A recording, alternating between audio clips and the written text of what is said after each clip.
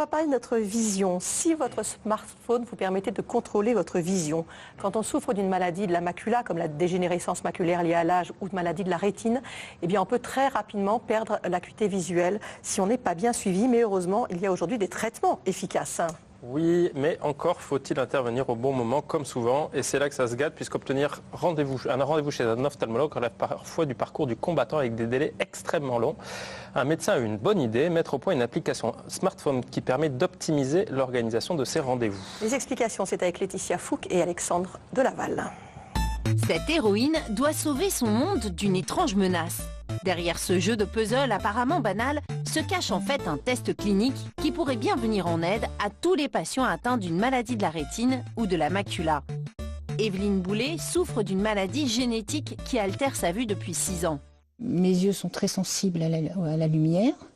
Toutes les lumières, les plafonds, les lumières, l'extérieur. Une lampe me fait mal aux yeux, donc je suis obligée de me protéger. J'ai plusieurs lunettes, des différents filtres. La rétine est fragilisée par la maladie. Il y a des néovaisseaux qui viennent percer, qui forment des œdèmes. Et moi, je m'en rends compte tout de suite, dans le sens que je vois moins bien. Dans ce cas, la seule chose à faire est une injection d'anti-VEGH, un traitement couramment utilisé pour les DMLA. Elle en a déjà eu une 50aine. Et comme toutes les pathologies de la macula ou de la rétine, sa maladie nécessite un suivi très étroit. 8 à 10 fois par an, elle se rend à l'hôpital des 15-20 à Paris. Il faut contrôler les yeux toutes les 4, 5, 6 semaines pour voir s'il n'y a pas un nouvel œdème. Et donc, suivant le résultat du contrôle, il y a une injection. Alors des fois, je viens, effectivement, il n'y a pas nécessité d'injecter. Et puis, des fois, je viens, il y a nécessité d'injecter. Alors, comment ça va depuis la dernière fois? Je sais que l'œil droit a l'œdème, donc effectivement, l'œil droit à la vue doit diminuer et je suis embêtée. Et l'œil gauche, je me pose la question parce que l'œil gauche est compliqué. Apparemment, ça a un peu diminué aussi. C'est peut-être Les examens le confirment. Cette consultation avec le docteur Girmins tombe à pic. Evelyne Boulet a besoin d'une injection aujourd'hui. Mais parfois, sa vue se dégrade alors qu'aucun rendez-vous n'est programmé. Alors pour garder le contact entre 2 rendez-vous, le docteur Girmins a eu une idée. Pour pouvoir continuer à faire des puzzles, on va vous demander de mesurer votre vision. L'idée, c'est de faire ça régulièrement chez vous, au cours du jeu. Et donc, nous, ça nous permet de contrôler votre vision à distance, si je puis dire. Cette application teste la vue du patient et le médecin reçoit les résultats directement sur son ordinateur.